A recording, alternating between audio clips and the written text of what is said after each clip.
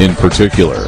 Investigators do not believe calls are being bugged, but the data about who is calling whom and when is very valuable in itself. On 10th September 2001, just 24 hours before the World Trade Center attack, the Washington Times ran an article quoting intelligence sources who described Israel's Mossad as, quote, a wild card, ruthless and cunning, and has the capability to target U.S. forces and make it look like a Palestinian Arab act, unquote.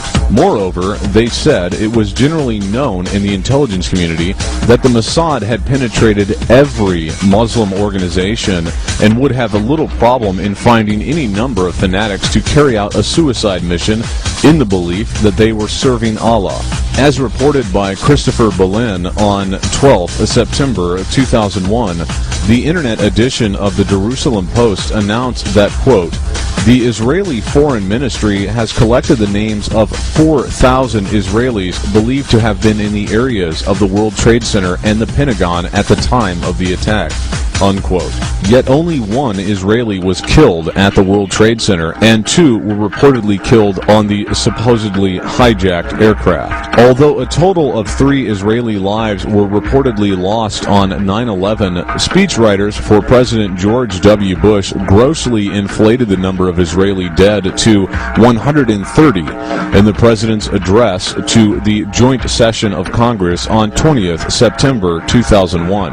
The fact that only one Israeli died at the World Trade Center while 4,000 Israelis were thought to have been at the scene of the attacks on 9/11 naturally led to a widespread rumor blamed on Arabic sources that Israelis had been forewarned to stay away that day. Quote, whether this story was the origin of the rumor, Brett Stevens, the Post's editor-in-chief, wrote in 2003, I cannot say. What I can say is that there was no mistake in our report.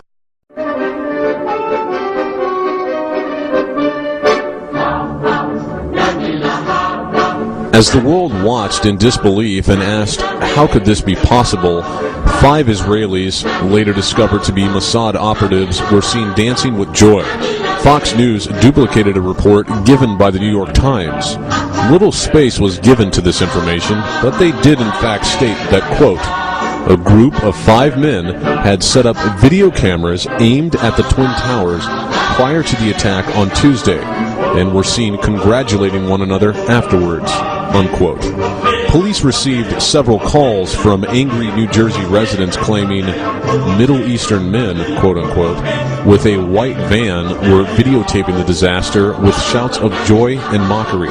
They were seen by New Jersey residents on September 11th making fun of the World Trade Center ruins and going to extreme lengths to photograph themselves in front of the wreckage. Witnesses saw them jumping for joy in Liberty State Park after the initial impact. Later on, other witnesses saw them celebrating on a roof in Weehawken. I grabbed my binoculars and I could see the towers from my windows. And this is where I'm looking. And all of a sudden, down there, I see this van park.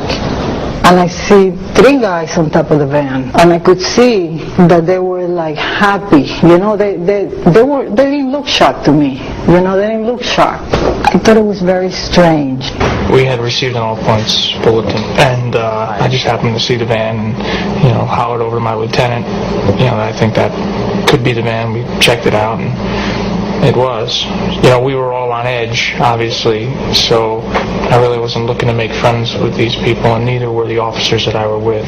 Once we started talking to them, they were pretty much like, hey, we're not against you, we're with you. And still other witnesses later saw them celebrating with high fives in a Jersey City parking lot. Another witness stated, quote, it looked like they were hooked in with this. It looked like they knew what was going to happen when they were at Liberty State Park. One anonymous phone call to authorities actually led them to close down all of New York's bridges and tunnels. The mystery caller told the 911 dispatcher that a group of Palestinians were mixing a bomb inside of a white van headed for the Holland Tunnel. Here's the transcript from NBC News. Jersey City Police. Yes, we have a white van, 2 or 3 guys in there. They look like Palestinians and going around a building. There's a minivan heading toward the Holland Tunnel. I see the guy by Newark Airport mixing some junk, and he has those chic uniform. He has what? He's dressed like an Arab. The caller seems honest enough, but consider this. Why would the anonymous caller specifically say that these Arabs were Palestinians? How would he know that? Furthermore, Palestinians usually dress in Western-style clothes, not chic uniforms. Based on that phone call, police then issued a be-on-the-lookout alert for a white minivan heading for the city's bridges and tunnels from New Jersey. The description was given as this: white, 2000 Chevrolet van with urban moving system sign on back, seen at Liberty State Park, Jersey City, New Jersey, at the time of first impact of jetliner into World Trade Center. 3 individuals with van were seen celebrating after initial impact and subsequent explosion. FBI Newark Field Office requests that, if the van is located, hold for prints and detain individuals. When a van fitting the exact description was stopped just before crossing into New York, the suspicious Middle Easterners were apprehended. Imagine the surprise of the police officers when these terror suspects turned out to be Israelis. According to ABC's 2020, when the van belonging to the cheering Israelis was stopped by the police, the driver of the van, Savan Kurtzberg, told the officers, "We are Israelis. We are not your problem. Your problems are our problems. The Palestinians are your problem." Why did he feel that the Palestinians were a problem for the NYPD? The police and FBI field agents became very suspicious when they found maps of the city with certain places highlighted. Box cutters, the same items that the hijackers supposedly used, $4,700 cash stuffed in a sock, and foreign passports. Police also told the Bergen Record that bomb-sniffing dogs were brought to the van and that they reacted as if they had smelled explosives. The FBI seized and developed their photos, one of which shows Savan Kurtzberg flicking a cigarette lighter in front of the smoldering ruins in an apparently celebratory gesture. The Jerusalem Post later reported that a white van with a bomb was stopped as it approached the George Washington Bridge, but the ethnicity of the suspects was not revealed. Here's what the Jerusalem Post reported on 12th September 2001. Quote, "American security services overnight stopped a car bomb on the George Washington Bridge. The van, packed with explosives, was stopped on an approach ramp to the bridge. Authorities suspect the terrorists intended to blow up the main crossing between New Jersey and New York," Army Radio reported, unquote. 2 suspects are in FBI custody after a truckload of explosives was discovered around the George Washington Bridge. That bridge links New York to New Jersey over the Hudson River.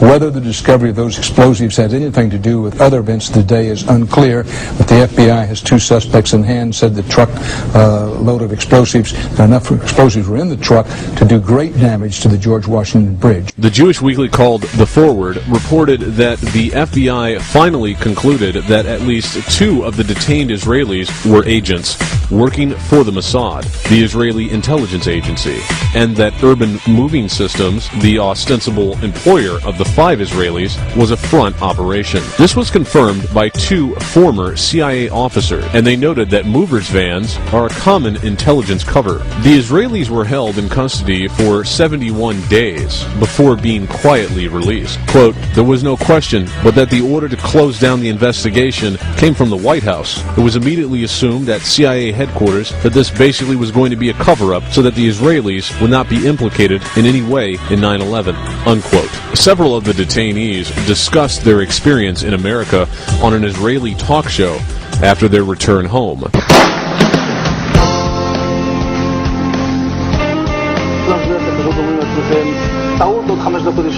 And at that point we were taken for another round of questioning, this time related to our allegedly being members of Mossad. The fact of the matter is we are coming from a country that experiences terror daily. Our purpose was to document the event.